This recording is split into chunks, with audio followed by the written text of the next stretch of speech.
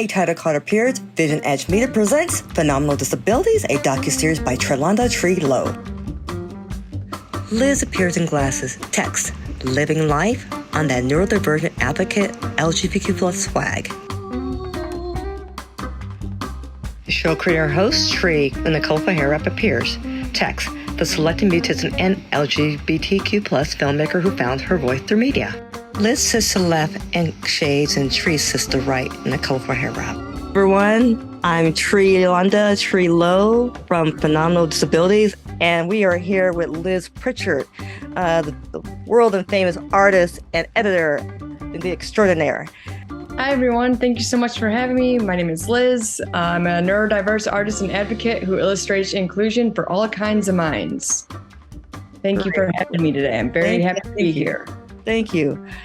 Okay, Liz, you and I have worked together on many projects, and I've come to, know you as such a very amazing person, organized, disciplined. You know your way, your ins and outs at editing, and I love your professionalism. Can you tell the world a little bit about how you actually, you work and perform with your disability? Yeah.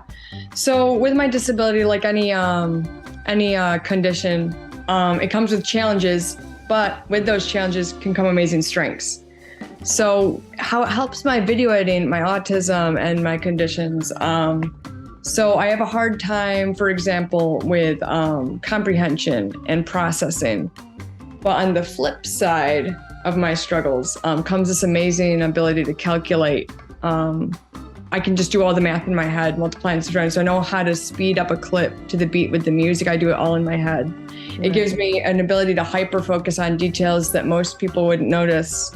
And I can really hone in on that and sharpen that skill, which I've done because of the hyper focus and calculating abilities, which when I was given my IQ test in later high school again, it was like way superior in the calculating range. I don't think the school psychologist said she never saw anyone fill out the entire sheet of multiplication, division, subtraction, addition as fast as I did. And I got them all right. But like, it's what I love numbers. Numbers was like amazing. It was like, I just loved the rhythm and calculating and timing. So my special interest, which is by society seen as an obsession, I prefer to call it a unique focus. Unique focus. It's all in the word and how you frame it. That can, like, words are nothing, but they're everything too. It's how you frame it, and words matter. Like too much emphasis on a label is detrimental. Okay. But the right amount, like it's like just the intent behind it too. If that makes sense. Right. It helps me a lot. So my challenges became my strengths, and now they're intertwined in a way that I wouldn't be able to do this if I wasn't autistic. Did the negative impact from society help build your character to another level, or create a backslide of problems like in between your life or somewhere in there, or do you feel like it actually inspired you to motivate you with people's negative comments? A little bit of both. In the beginning, it held me back, but now it motivates me to encourage conversation and dialogue. Even if it makes you uncomfortable, we have to talk about it or else we won't understand it.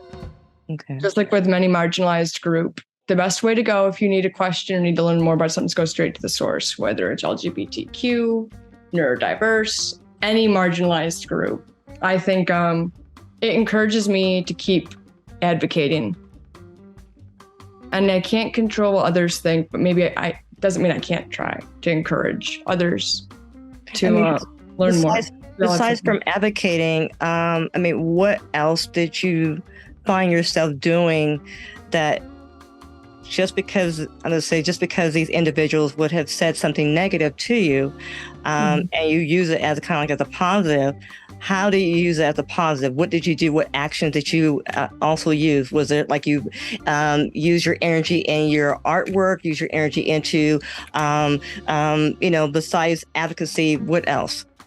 I used it into my artwork, and I used it to learn more about myself. So when I made my art, it's very autobiographical. I paint. No, I didn't really paint seriously until the pandemic hit. 3 Liz's appear in frame. It really encouraged, actually it forced me to grow as an artist because, I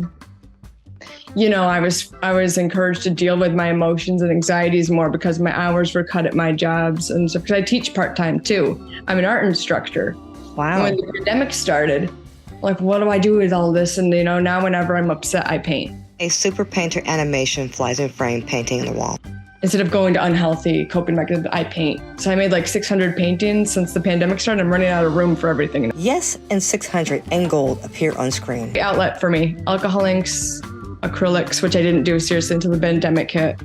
Same with alcohol inks. I started those. I made 600 paintings in the last 2 years.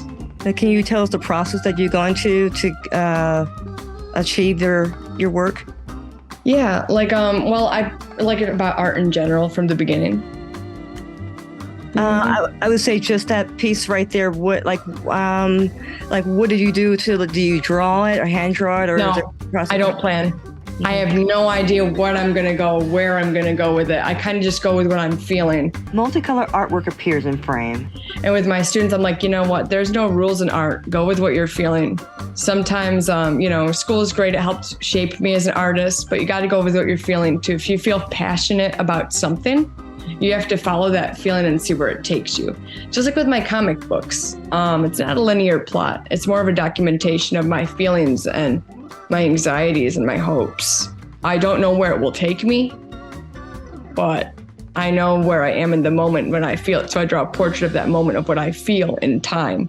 And I can't really anticipate what will come next. So I kind of just, with my work, I'm not saying it's the only way. Everyone has every way, any way they can make their art, any way they can shape their creativity. It's all valid.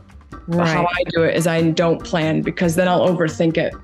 Right. I used to have really, really intense OCD growing up. And I can get into that later if you want, but I've had a lot of coexisting conditions. And I think if I plan, for me, it doesn't work. It'll trigger anxiety, but everyone's different. Well, let's segueing on that, and we can get back to your artwork. What are the challenges, I would say, you experienced navigating with your disabilities? Right. Well, my disabilities, they impact pretty much every area of my life, from socially, emotionally, developmentally. How I navigate everything is centered around it.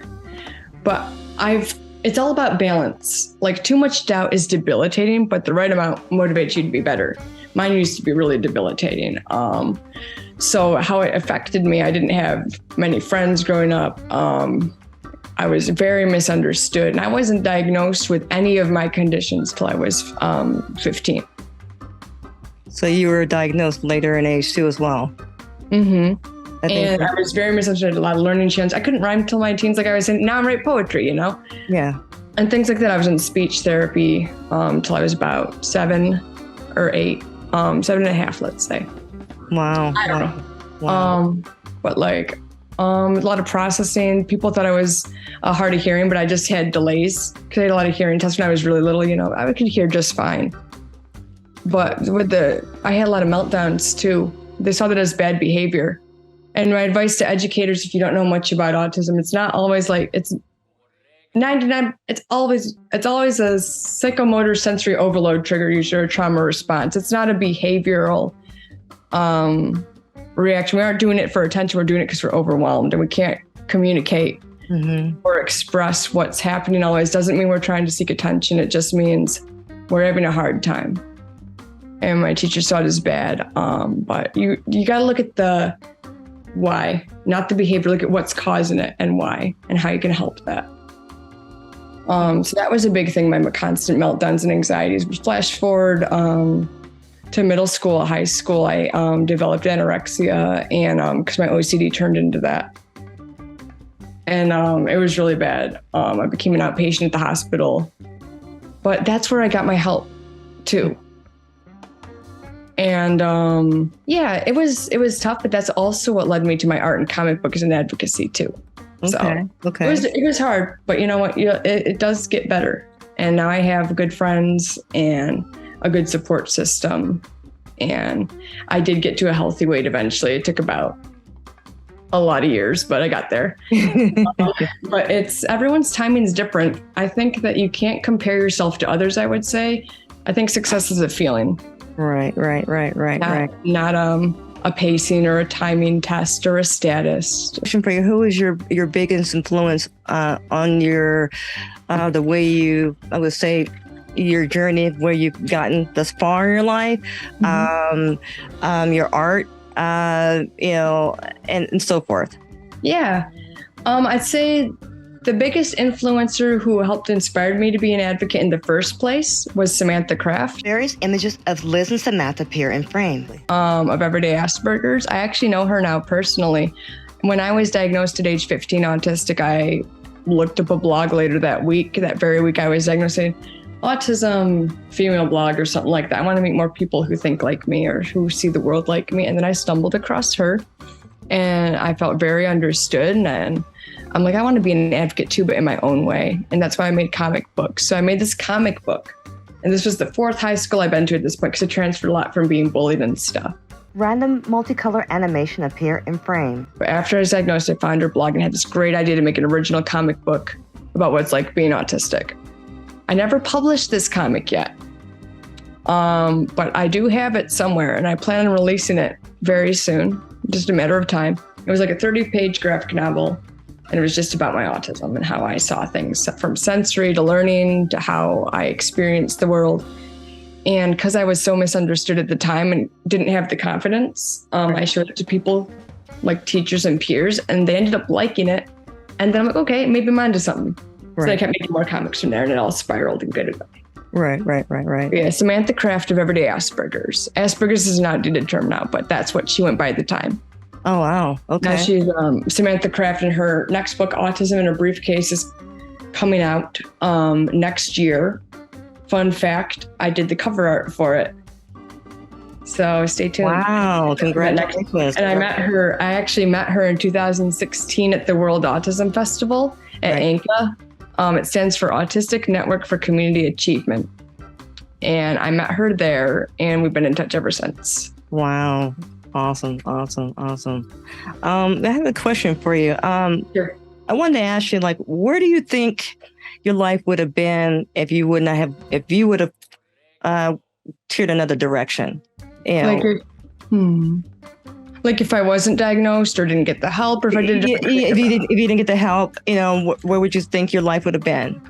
I think I wouldn't probably be here, honestly. Because I was so underweight with the anorexia and the anxieties. It was really bad. If I can go deep for a minute. Yeah, sure. I was like severely underweight. They couldn't measure my BMI. It gets kind of graphic. My hands were I had circulation issues, and like my hands and feet were like purple, and I was like so dehydrated, and it was like cracked and bleeding. I just remember being so cold all the time. And to be honest with you, my memory is pretty fuzzy from that year. But they had to put me on like a daily diet, 5,000 calories a day. And, it's like, it's either that or you're going to shut down. Okay. This one is about one of the conditions I have and how I see myself and how I see the world. Okay. And I could read it out loud if you'd like, or you can. Yeah. Go ahead. Read it out loud. So here's the thing. I'm not used to reading my poems. But I can read it if you want me to. I can read it. I'm just saying this will be good. Okay. All right. Here we go. I'm schizophrenia with sunglasses, shrugging off skeptic glances, moving like a switchblade, taking too many chances, talking to myself to keep the sky from falling because I can hear them calling. My name's getting lost in echoes. The silence hangs heavy like a heartbreak. Do you believe in fate or the choices we make predetermined? Higher selves within webs of the universe play the part. I'm stuck in this still frame. I need help. And then it goes because I'm stuck in this still frame. Isn't it? You can go to the next one if you want. And it's talking about this train of thinking that I can't keep swimming forever. Soon I'll slip away. Sometimes I want to curl up and die. Although you hold the key, no one can save me, but I can save myself because you show me what it's like to feel the sun from every side. So what this is about is contrasting feelings. It's about hopelessness and optimism. It's about despair and heartbreak. When I say that I'm schizophrenia, it's like, it's a part of me, but it doesn't define me. I'm describing what it means to me. Mm-hmm. Because how I see disability, What it is diversity. What it is not is a complete linear definition. It's infinite. It's human. We're all human, you know. Right. And when I was talking about the sunglasses, because I have like 30 pairs of sunglasses and I collect them. One of my old poems, I can't tell the difference between morning and light. Sometimes they get mixed up, like symbolically, like when the dark becomes light. How you can vice versa with intrusive thoughts. They can sometimes get in the way and cloud judgment. Right. But at the same time, making a good situation better or for worse. Like I said, too much doubt's debilitating. But this is about how the right amount can make you be better. Right. I think the best way to grow is to try new things, which I wouldn't say 10 years ago. But now I know the value of stepping outside of your comfort zone, because I used to be very afraid of change. Right. In high school, I'd wear like multiple copies of the same hoodie, and I had to wear the same outfit every day. That's how much change would upset me. Now I can wear many outfits. I have like a bunch of outfits now. Right. But the point is, change isn't always good or bad, but it's always necessary to learn and grow, whether you like it or not. And I know this too, and I've learned that too now. So I would like to adapt to change a little better and just have conversations with my thoughts and intrusive thought distortions. Just learning how to master that. That's my biggest goal for myself. Right. Yeah. Because I'm much better at trusting, but I could be even better. And we're all works in progress. But Right. that's what's a good reminder too for everyone. We're all works in progress. Right. I wanted to ask, like, what was the most memorable moment in, I guess, in your life and career? Ooh, this is tough because I've had a few. My biggest learning, in life, I'll start with career first. Probably. Okay, I'll start with life first. Okay, so I'll go back to 2016 where I got introduced to Inca, and then I'll go back to 2018 with LCA. Right. And then I'll go forward to my comics and Comic-Con. So let me start with ANCA first. It stands for Autistic Network for Community Achievement. And there I met Samantha Kraft of Everyday Asperger's, and she was my role model for years and why I wanted to become an advocate. I actually met her in person. We're in touch still. Like I said, I'm making the cover art for her next book. It's coming out in the future, Autism in a Briefcase, it's called. Yeah, it was amazing because people from so many countries, all the different forms of autism were there. It wasn't a charity. It wasn't looking to cure it because we don't want that. It was a place to celebrate talent in all diverse forms. I have some non-speaking friends who talk a lot like me, and we're all just vibing and connecting together. And like I said before, even though autism is perceived differently in all these countries and cultures, it's still something universal that we share. Growing up with abuse, I was abused, and but learning how to heal from that and trust is my biggest thing right now. Right. Learning how to have conversations with my thoughts instead of just letting the anxiety wash over me. I'm trying to learn more about why am I thinking this? Where's the evidence backing up that this is just a thought distortion? Right. I'm working hard to get to those steps because I used to think my doubt just affected me, but it affects everyone that I'm close with. It creates a ripple effect, whether I realize it or not. And I didn't realize it. That's why I'm working hard to be a favorite version of myself, getting to improve where I want to go. So I'd like to be more aware of trauma triggers, how to adapt and cope with them better. That's why I'm still in therapy. And there's no shame in asking for help.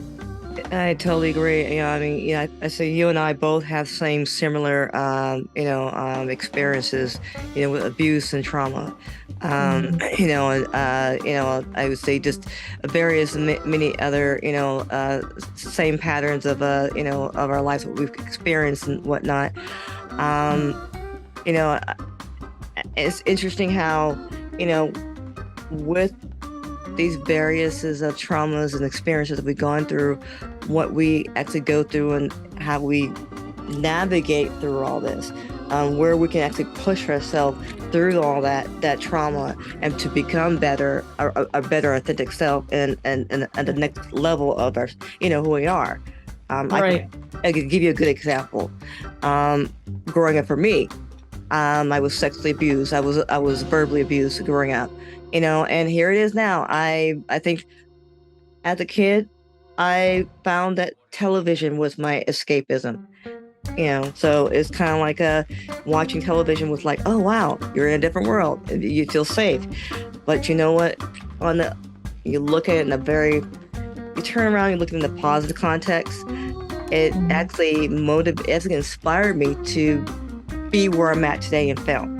Yes, same here with anime. I immersed myself into my characters and anime series, and I incorporated that into my art, and eventually made my own original work out of it. And I totally resonate with that 100%. At the time, yes, it was escapism, but then I took that pain. You can take that pain and change it into something new.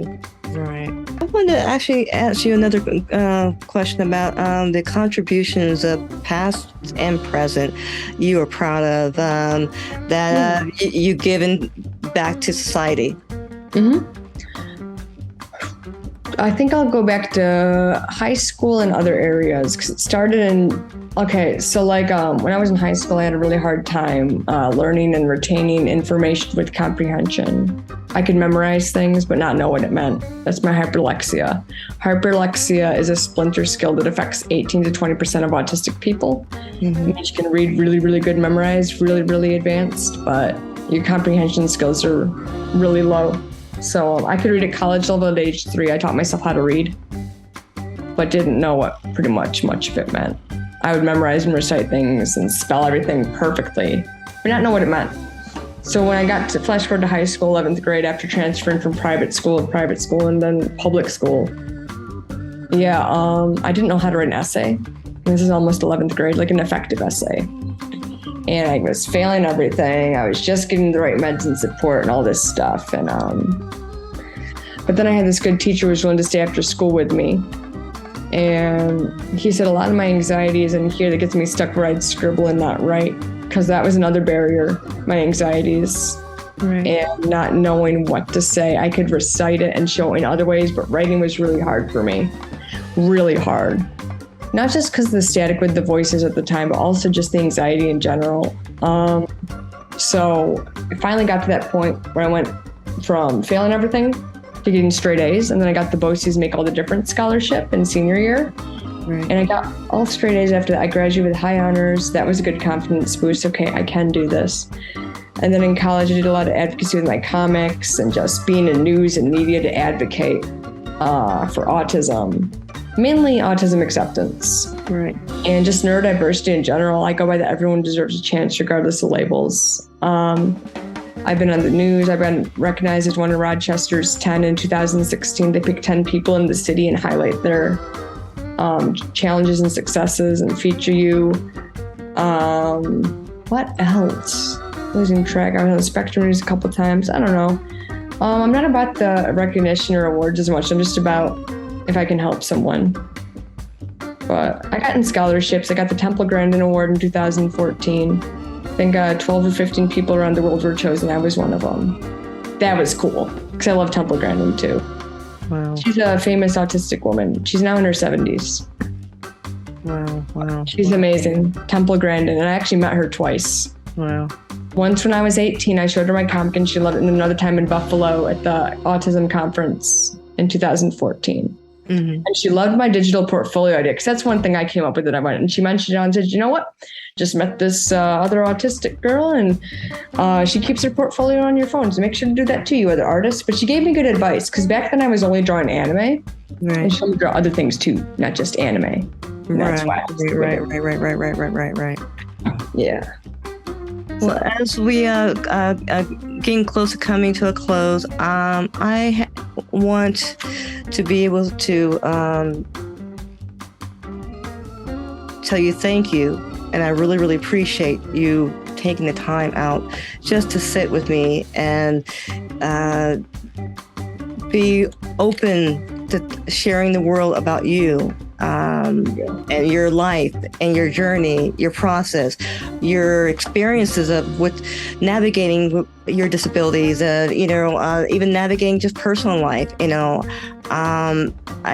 do have one more question I would love to have the world to understand about you. this is the last question here. Bear with me here. What is your message to folks about what disability isn't? Disability isn't, and it doesn't define you. Disability, while it has its challenges, will give you just as many strengths. I encourage you to be patient with yourself, learn about yourself, and step out of your comfort zone, artist or not. This applies to anyone. Because the more that you're willing to try new things, you'll learn different avenues to connect and express. Everyone's form of communication is different, but it's also valid. Not just in the autism realm, like speaking, non-speaking, like some of my students are non-speaking, friends are non-speaking, but they find other beautiful ways to communicate. It doesn't define you. It's definitely a part of you. But just like I said, the balance of it and learning more about yourself and willing to learn, that's what will make you better as a person for yourself. And do it for you because, like I said, love erases the masks we hide behind. Right. Well, as I'm going to play a song here. We're going to do our closeout dance song, do a little bit of a jig, just going to put the song on, then let it play. Awesome. Oregano.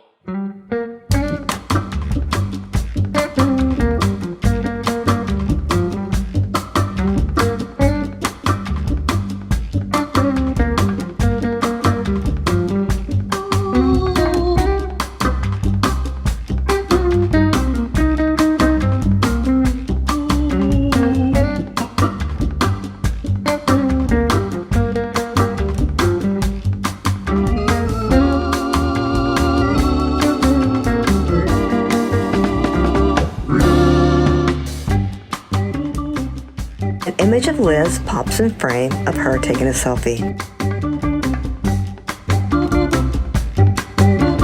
I want to thank you all for joining us with the amazing Liz Pritchard.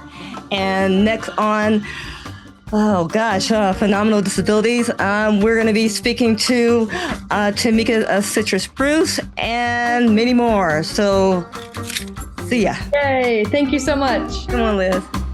Let's do this.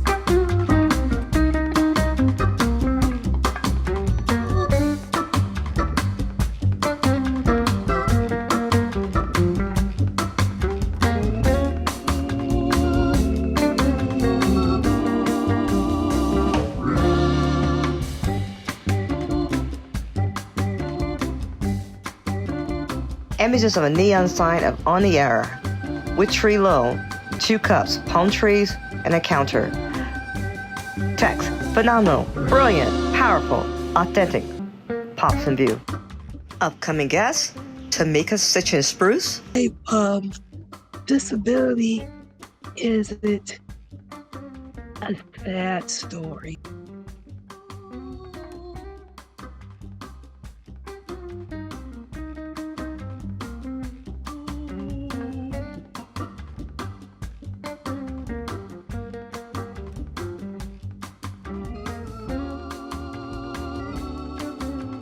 Follow us and subscribe on Apple, Anchor, Amazon, Spotify, Instagram, Facebook, YouTube, Twitter, and many more.